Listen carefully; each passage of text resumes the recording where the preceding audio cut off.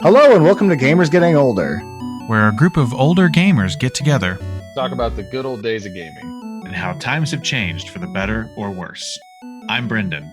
I'm Steven. I'm Nick, and we are Gamers Getting older. Wow, that was Perfect, guys. Perfect. That was good, but not great.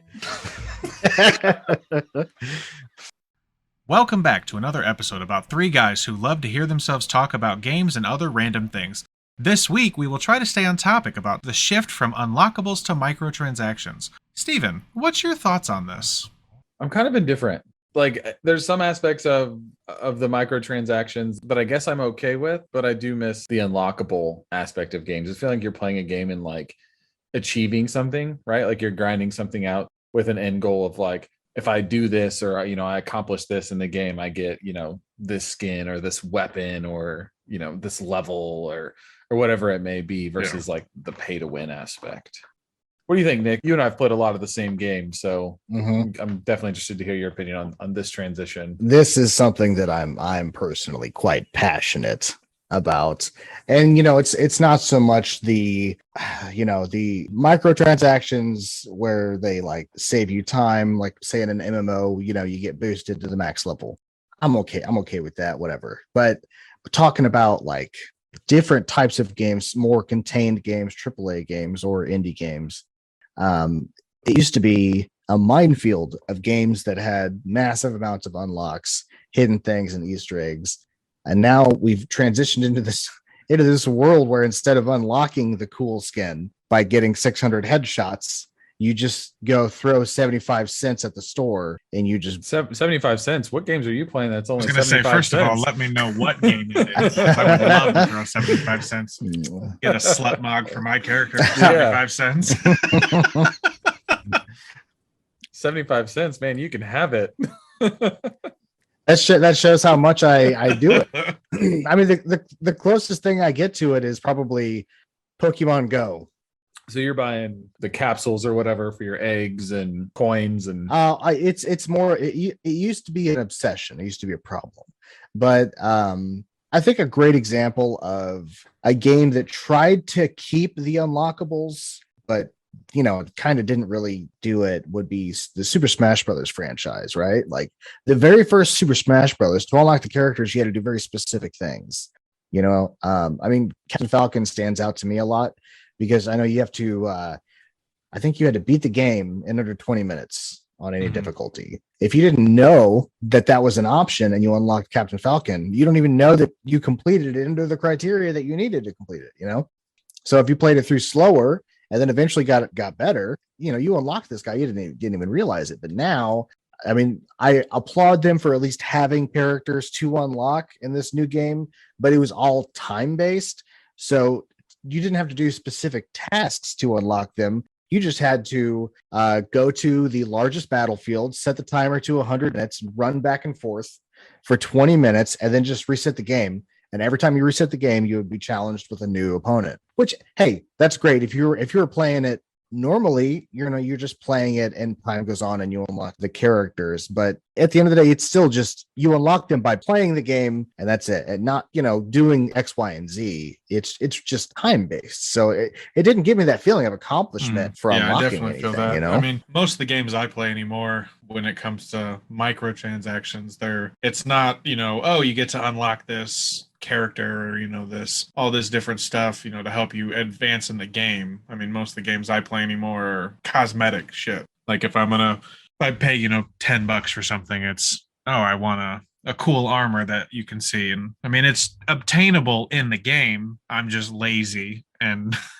don't want to go do it, and so it's like an off brand of the one that's in the game, but it's still to a point. I can see how it would be annoying somebody go through for years and farm up this thing, and then somebody else just goes and pays $10 to get it.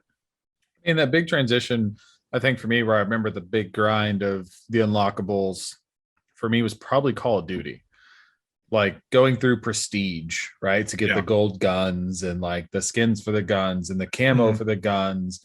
You had to get X number of headshots with this scope, with the red dot scope, or with a 4x zoom scope on, the Scar or this gun or that gun or the Dragunov. I remember grinding to get those. You did right? what on the dragon? Yeah. You're a dirty man. But no, I get what you're saying. Like, battle passes they have now, where you buy the battle pass and you're already level 25 out of 100. So if you don't buy the battle pass, you're behind everybody. And that's kind of annoying when I play. And that's where you're getting the skins and then like unlockable attachments or like custom build guns that like somebody may have this super overpowered gun because they've paid for the battle pass. Well, and then even some battle passes allow you to. I mean, I've seen streamers do it, right? Especially with Fortnite. I've seen streamers who get the battle pass, but rather than level naturally like most of us would to 100, they just buy their way to 100. I mean, why not? Like literally while they're streaming, somebody's going to pay them enough money that they just spent to go all the way straight to 100. Like maybe not every streamer, but like the streamers who are streaming those games all the time, typically they're like, oh, well, let's see what we can get. Let's just unlock all of it. And then they sit with their stream and they go through every single piece that they've now purchased so that they can be like, oh, this is what the battle pass looks like. It's almost like free advertisement for the gaming company, right? Like they're showing it off to thousands of people of like, this is why you should buy the battle pass. Check out this skin or check out this emote. Like, here's what it looks like on my character. Here's what it looks like in game. Yeah. So one of the games that I played over the holiday break that had me thinking about this is a game called Cruisin' World. You might be familiar with it from previous titles like Cruisin' USA. One of the best racing games on the Nintendo 64, and it was always one of the most colorful arcade racing games when we went to the arcade. And in our town, the rare chance to go to an actual arcade and see one of those awesome colorful cruising chairs you could sit in to play that game. But I saw that they had released a newer version recently on the Switch, so I picked it up over the holiday and played it, and it doesn't have online multiplayer. It has local multiplayer, so if somebody else has it nearby, hey, you can play together. That's cool. So that's the kind of togetherness that it kind of brings. But also, it has insane unlockables. The every car that you unlock also has neon lights to unlock, body kits to unlock, and engine upgrades to unlock, all of which are essentially cosmetic because the statistics of each car in the game don't really mean anything, because the game does its best job to make sure everybody's basically in the same position, so that the only part of the race that really matters is the last 10 seconds. But it's a very fun arcade racer. But let me tell you, collecting golden keys, getting golden medals, and defeating NPC opponents to beat all of the different what do they call them? Tour challenges, so to say. There's 4 races. They're tours. And completing each tour, getting gold medals. There's 3 golden keys on each level, positioned in different locations. And if you remember many games on the 64, like Rush 2049, and games like that had Mountain Dew cans and other stuff that you would collect as you went through to unlock stuff. So this one kind of continues that classic idea, and it feels great completing a tour and then starting another one and saying, you've unlocked a new car. It's a helicopter. It's a goddamn helicopter. Let me tell you what I've unlocked: a helicopter, a double-decker bus, an ATV, a hammerhead shark, a unicorn, a triceratops. The list goes on. I mean, it's absurd. I raced as a damn hammerhead shark, and I had boost, and he lifts in the air and fire comes out of his ass. It's hilarious. It's so fun. And you all of this from unlocking it. You buy the game. The game comes with all of this content, and you get to achieve getting that content by playing the game. And then you do the victory lap where you play as a helicopter and do backflips. I mean, what else do you want? Cruisin' Blast. Cruisin' Blast. That's what it's called. Cruisin' World is a different one. I apologize to everybody. Cruisin' Blast on the Nintendo Switch. It's still the same. It's from the same thing, but it's called Cruisin' Blast. It's based off of the Cruisin' World series. And it has the best theme song. If you guys want to listen to it yourselves, feel free. Whoever, I want to see the video of whoever was in the sound recording booth when they were singing that song, because they were freaking getting down.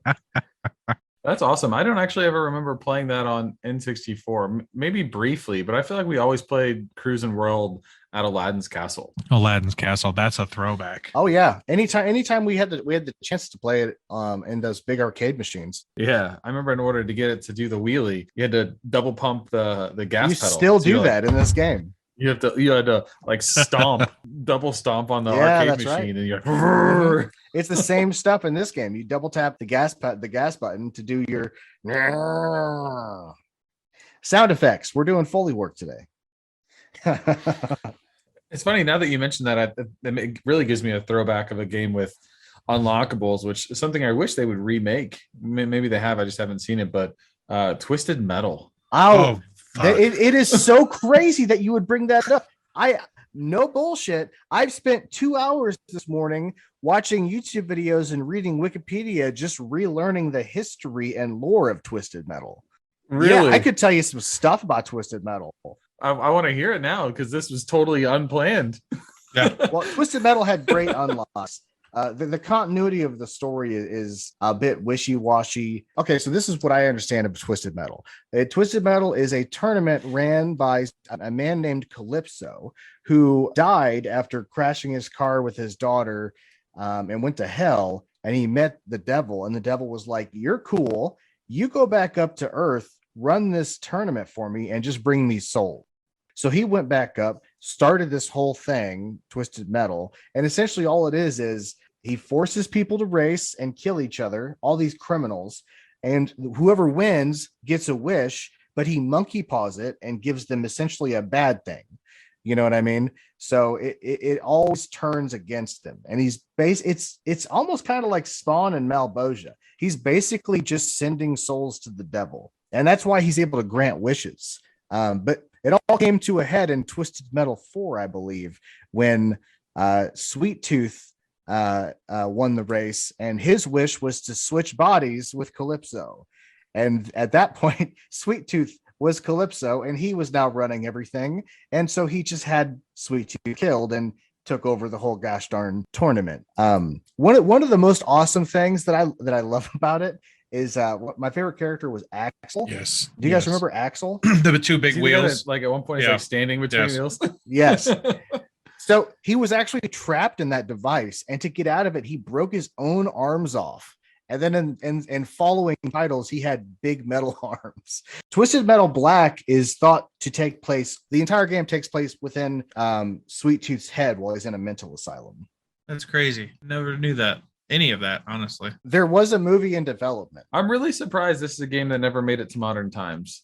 Like I feel like it would have done well with modern graphics and modern times, but then again, as we talk about, like, well, especially now too with the microtransactions, Jesus, like, are you kidding me? The amount of characters and cars and stuff that they could put out, level, like, they could make a killing off this. Skins for Sweet Tooth's car, or skins for Axel, different colored wheels, and like wheels with spikes, and just all the cosmetic stuff. Mm-hmm.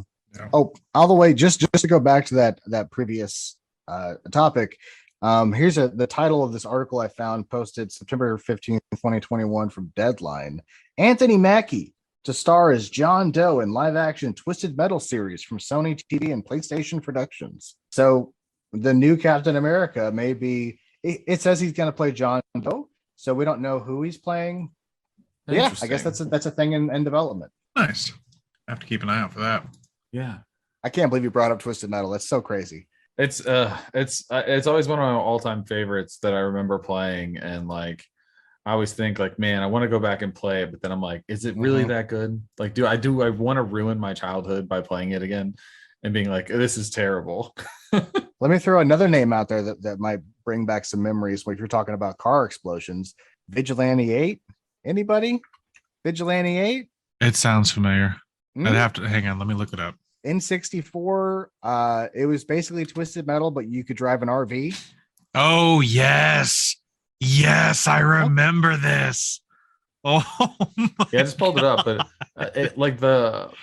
Oh, yes, I definitely remember this. This was a lot of fun. Yes. Oh, man, look at the back of that.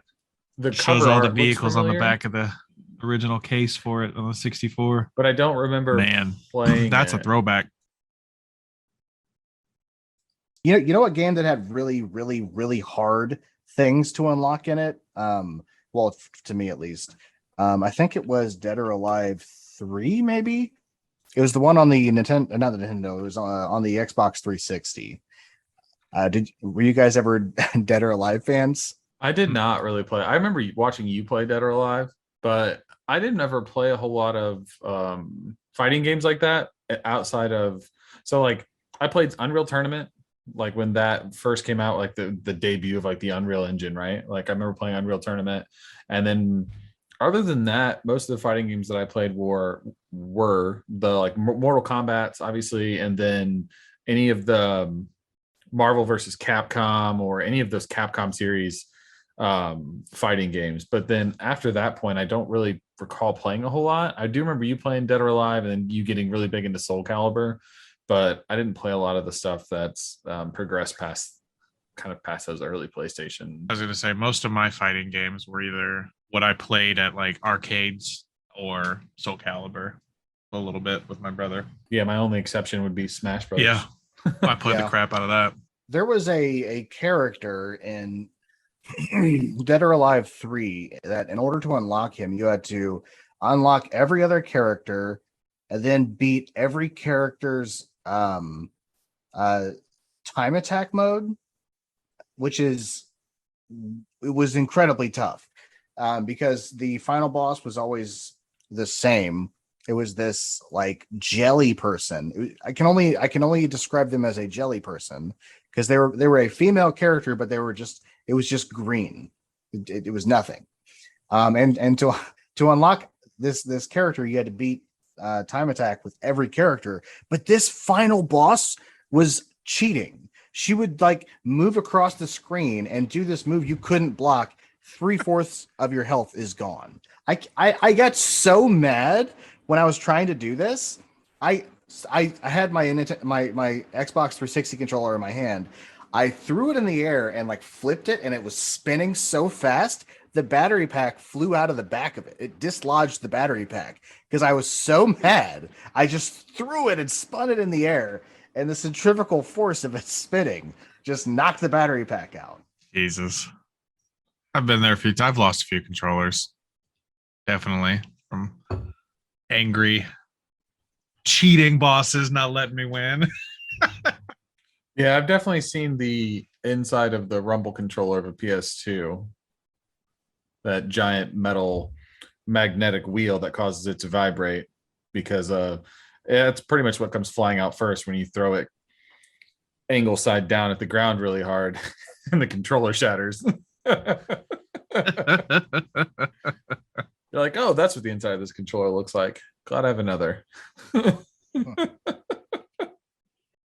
So as we're on the topic of microtransactions, we're kind of in agreement on some stuff when it comes to the cosmetics and things of that nature. But what about the games that are almost making these microtransactions a way to get additional content that maybe you feel should have been with the game originally, right? Like it's not warranted and it's not enough content to be considered like an expansion because it's only a few extra hours of gameplay. But in order to get it, you've got to buy this battle pass or this season pass to unlock these extra missions. When ultimately you feel like you're just kind of getting screwed, right? Like you spent $70, $80 on this game and you're only getting maybe 20 hours of story gameplay. And then with, your PvP and other stuff. And then they're like, oh, don't worry. Season 1 comes out in 6 weeks. Mm-hmm. And, in season 1 introduces this other set of missions and those sorts of things. Like, how do you guys feel about kind of that business model that it seems that most games are going to? Games that aren't your battle royales or your Call of Duty or those things. Mm-hmm. I think it's annoying. Stuff that should have been with the game, you have to buy, like you said, as a battle pass or, DLCs down the road that should have been part of the original game. And I mean, honestly, go back to, last week we were talking about No Man's Sky. That's one of the games that like it got such terrible reviews when it first came out because there was nothing. Like they released this half game, and now that they've put all these, DLCs that I'm guessing they were planning on charging for out for free, now everybody's like, oh, this game's actually kind of cool. It actually has, some depth to it instead of just, oh, I fly around the universe and that's it. There's nobody to Mhm. play with, nothing. I mean, that's the first thing that comes to my mind, stuff like that. Well, I can say that we've entered the era of video games that are never actually finished being made. Mhm. That's one of the reasons that Cruisin' Blast had me so excited for was this is it. This is the game. I can beat it. I can unlock everything. I can play it, and then I'm done. If friends come over, we can race. That's not to say that it's a terrible thing. I mean, like No Man's Sky is a really great example of a company that was able to take criticism from their fans and fix their release, right? When before it came out, they had, I think his name is Todd Howard. They were asking him crazy questions like, "Can you see your friends?" And he's like, "Absolutely." And like he would just he basically he built this grandiose world, and then they just didn't deliver it on release. But they said, "Hold on, we can. That's our plan. We're just not there yet." I don't know if it was behind the scenes pushes to release the game before it was done, or if this was stuff they decided on later. But the fact they did it for free and they essentially fixed the game, that's a really great thing. That's where all this online connection and being able to update the game as it goes, that's the positive thing, right? That's great. Another game that followed in that same kind of ilk would be Fallout 76. Yeah. I mean, people hated that game when it came out. People still do, but at the same time, it's evolved. They've added NPCs. I've heard it's actually really fun, and I don't believe that they had to pay for any of that. So that's an example of people taking criticism, using these tools to fix games, to update games, and just only fix it and not force you to buy extra content. The battle passes come in and they say, well, hold on, there's some cool looking samurai skins that you can unlock. There's some cool gun skins you can unlock, but only if you purchase this battle pass. You have to pay for this funnel in order for there to be liquid poured down it. Otherwise, you're just holding an empty funnel this whole time. I mean, Halo is free to play online, but in order to wear any of the skins that I unlock, I need to buy the battle pass. So why am I unlocking the skins if I can't even put them on my character? Yeah, that gets you there because they're enticing you, right? They still give you XP for the battle pass, right? So they show you what you could have. Like it's a hell of a marketing strategy, right? So like you're like, oh, I'm never going to buy this battle pass. But then all of a sudden, like you're towards the end of the season, you're like, well, dang, there's 100 levels. I never bought the battle pass, but based on my experience, if I bought it, I'm at level 90, right? Like I could get to level 100 by the end of this week before the season's over, and I could get everything.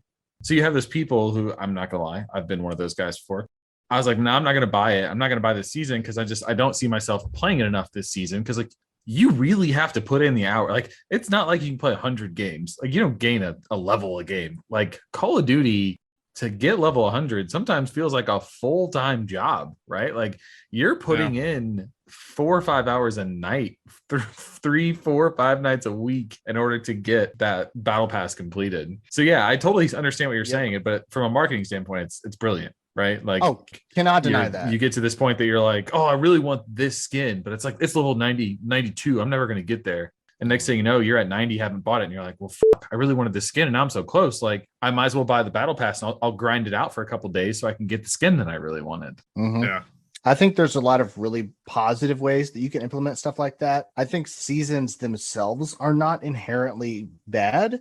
I think Diablo 3 is a really good example of Blizzard utilizing the seasonal option to not force anybody to pay any extra money, but also change the game, keep people interested, and keep them playing. So, I mean, I think that's smart and that's great. And they don't charge you for that. I mean, all these other big companies could do similar things. If there wasn't a battle pass for Halo, I bet you I'd play it more. You can't say you can play the multiplayer for free, but you're not going to look cool unless you give us money, like then just make me pay $30 for the multiplayer so that I can wear this stuff. Don't nickel and dime me with battle passes so that I can equip samurai armor. Yeah, totally agree. And I think one of the games that has done the DLC outside of MMOs, because we get into MMOs, it's a totally different aspect. I almost brought up MMOs, but I was going to talk about the level boost potion and how everybody that bitched about it probably went, well, I mean, I guess I can use it on one character. Yeah. It is true. I mean, I've definitely been there. Like, there's such a grind with MMOs that's like once you get a couple characters up there, you're like, dude, I don't want to do this again. I just want to play. I just want to play this character. Just skip. Right. Like, just skip it. I just want to play. Like, I don't want to you know, I'll get bitched at later because I don't know the mechanics. Like, what'd you do? Power level it? You want to know your rotations? Mhm. Yeah, I did, bro. I No, bought a potion. I didn't drank power it. level it. Yeah. I just got a boost. And honestly, nowadays, it's not like they're missing out on something crazy. I mean, vanilla WoW, Final Fantasy 11 back in the day, leveling was 90% of the experience. You know what I mean? Mhm. The rating and all that stuff that happened when you eventually got to the max level. Final Fantasy 11, it took me over a year to get to the max level. And then I lost the max level. I had to get it back because I down leveled because I kept dying. So I mean, like it used to matter, but nowadays, who cares? You know, I mean, like I could get on Final Fantasy 14, boost a character, give me 10 minutes with a striking dummy. I figure everything out. I'm good to go. You know, I mean, those aren't as evil as they used to be. I think the fact that they added them in to the Burning Crusade release of World of Warcraft Classic is BS, but that's another episode. I was gonna bring up Touchy. yeah, I was gonna bring up one of mine that I go back and forth on it being a yes and a no, which is what I struggle with is Destiny 2. I've been a long time Destiny fan, and This is all you guys. Some density. I'm your Yeah. density. so when Destiny 2 first came out, it was also one of those games that came out that just felt incomplete. Like I was super pumped for Destiny 2.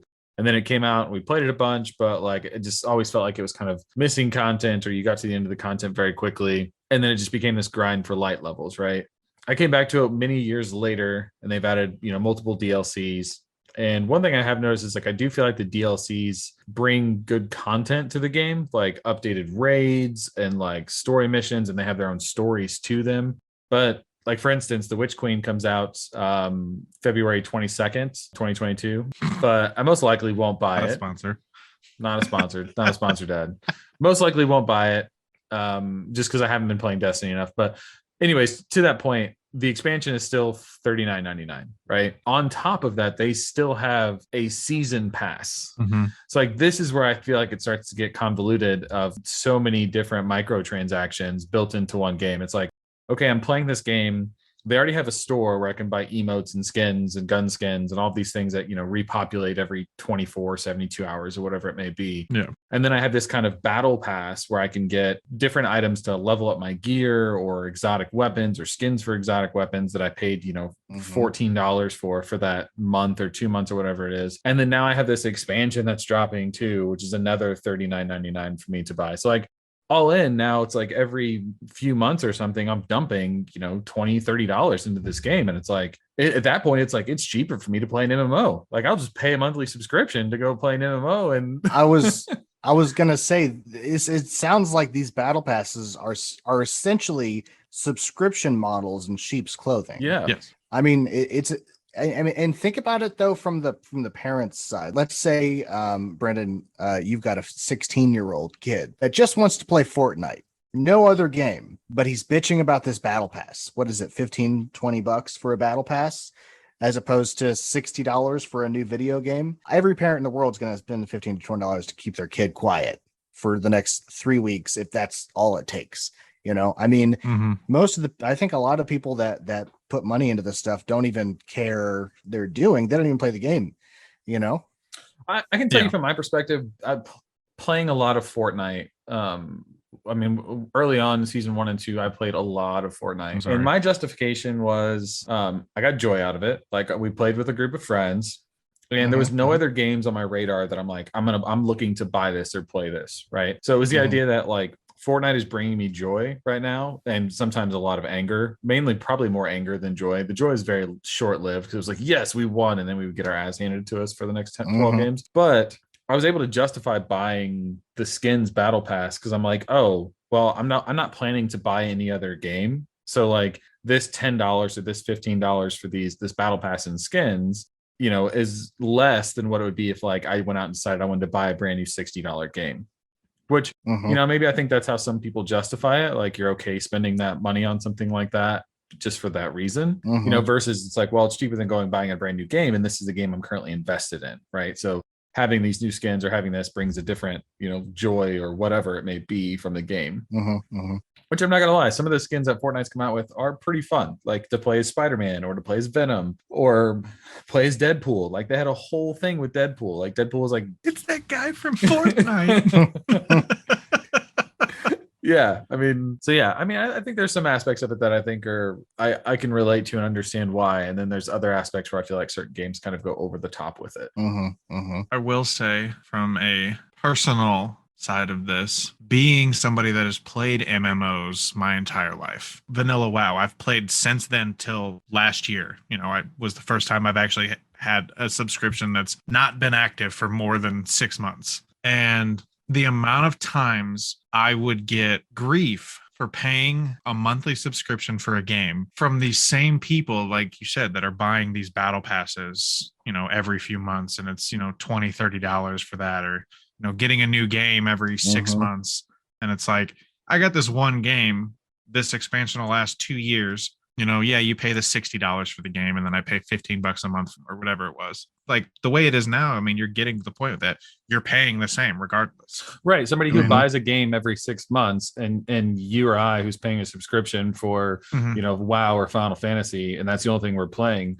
Okay, at the end of the 6 months, we've paid $70. Well, you just bought a brand new game that you paid 80 for or 75. Yeah. But yeah, you're kind of stay on pace with one another of like, we're spending the same amount. The difference is yours is just one lump sum payment every 6 months, whereas mine's, small transactions that I'm being paid, paying the subscription each month. And I'm being honest, I did the lump sums where I ended up saving money. Excuse me.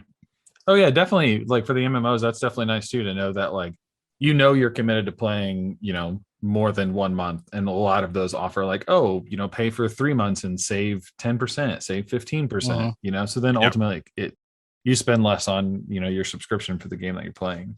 A couple of recent releases that did unlocks pretty cool, but then reversed it and went modern. It would be the Resident Evil 2 and 3 remakes. Beating the games with an S rating, you can unlock infinite ammo weapons, infinite ammo rocket launchers, additional scenarios, I think, additional costumes, stuff like that. That was when the games first came out. Nowadays, you can just hop on and buy these for like $5 or $6, and you just unlock everything. So you don't really have to do it anymore. So, they started out perfect, and then they were like, why not?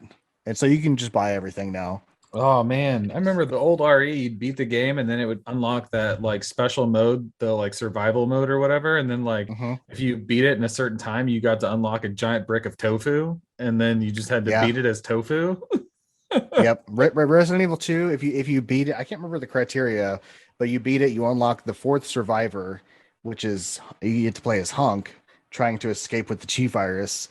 And if you beat that properly, then you get tofu, which is just a blob of tofu. And so apparently what that was they used it for the debugging of the game. They would use that as a test animation, basically, to see if things worked. And they were like, this is kind of funny. Let's just add. So they added sound effects and threw it in the game as an extra unlock. That's awesome. Because kind of takes me to some of the stuff that Brendan and I have done with, what is it?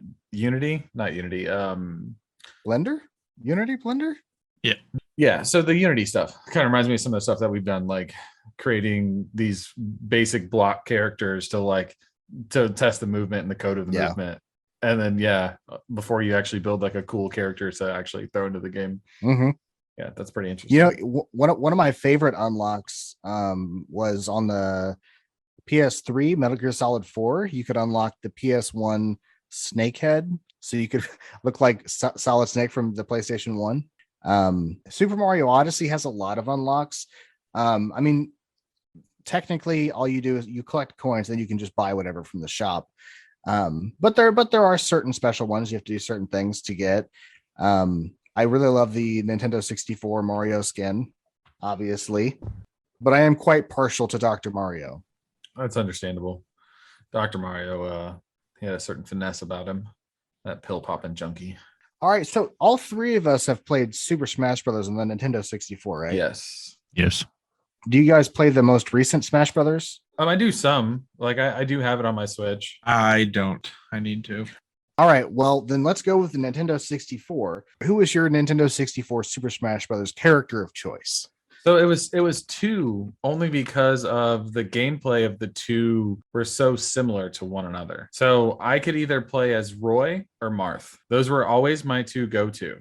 It was one of those two. All right, we're talking Nintendo GameCube now. I mean, we were talking 64, Steven.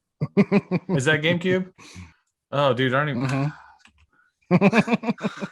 Nope. I gotta look at the characters. I don't even know what the We're just gonna let you sound dumb. I think Link was the only sword boy in this. They might as well call it Super Sword Boys now. N64. Oh my gosh. It's a much smaller roster. There was only 4 unlockable characters. Then boom. I'm gonna hit y'all with the Google search. It was just Marth then. Marth was still on the 64. There we go. It was I Marth. actually did not remember. It was that probably Marth was on the it was probably 64. Marth and Link because it was the sword guys that I was after. Mhm. But it would have been probably more Marth because then ultimately it transitioned into Marth and Roy. Yeah. Marth and Roy. Brendan, Nintendo 64 or later era Smash Brothers. Who was Oh, who it was your doesn't go-to? it doesn't matter the era for me. Because everybody hates this character. Because it's just amazing. And I loved playing it because it would piss off so many people. Kirby. Kirby was pretty annoying, but also super fun. Getting to eat people and shoot them off the edge and then jump up and slam them down. I was the kid. I would just sit on the edge of the map while everybody else is beating the crap out of each other. Somebody would get knocked towards me, suck them in, shoot them out, just slam them down on the ground. I wouldn't take anybody's powers. I was toxic. Like I don't want your filth. I can't do my slam. Well, I was never one of the characters that sucked. But Nintendo 64 era, I played pretty much strictly Fox. And once we transitioned over to Melee, I believe Captain Olimar was available. So I played Captain Olimar, who is now nerfed. So I don't play him in Ultimate. Now my main guys in Ultimate are Cloud and Captain Falcon. And punch. Come on. Cloud. And I know where the cloud comes from because the diehardness of Final Fantasy that runs deep in our bloods. I can play Cloud and use his special moves. By the way, Steven. I know. Don't even say Steven, it. the original. Because I think it was an expansion in which he was added. Nintendo 64 Super Smash Brothers. Luigi, Mario, I just said Donkey Kong, Link, Samus, Captain Falcon, Ness, Yoshi, Kirby, Fox, Pikachu, and everybody's favorite, Jigglypuff. I'm so glad you said that because I could not for the life of me picture Marth as a 64 character in my head. I couldn't do. I was trying so hard. He's a liar. I don't know when he came out. Then maybe it was Melee. It was Melee because Marth and Roy were the two Fire Emblem characters they first added. Roy was not in Melee. Now you gotta Google it. Now you gotta figure it out. It does say he was in there, but I'm looking at a screenshot in which Marth is there. One of them you probably would have had to unlock, but Roy is not. No, this is the full unlock list. All right, let's see. Or this is modded. Maybe I'm looking at a modded thing for. There is modded versions of the game with characters that have been downscaled. Okay, so that's probably what I'm seeing, and it's been so long. This screenshot that I'm looking at. Yeah, because I remember the 4 unlockable characters were Captain Falcon, Jigglypuff, Ness, and Luigi. Yep, that's more impressive that you actually remember that. I'm looking at the menu screen with the 4 question marks, and the 4 people not listed are the ones that you just. It was Melee that he was brought in, as well as Young Link. I do recall Young Link. Calm down, Anakin. We said Young Link, not Young Ling.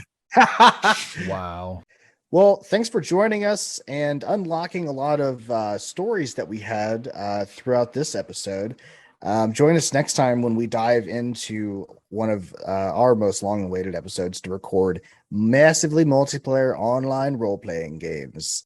We all have a lot to say about this topic, so you're not going to want to miss all the silly stuff we have to say. Well, we're all off to Velcro our butt cheeks together. talking butt, sweat, and tears, all in the next episode. And as always, don't forget to follow us on social media, where we post information about the next episode and polls to see what you guys want to have us talk about in future episodes. And them socials are at Gamers Getting Older on Instagram and Gamers Getting Old on Twitter. Until next time.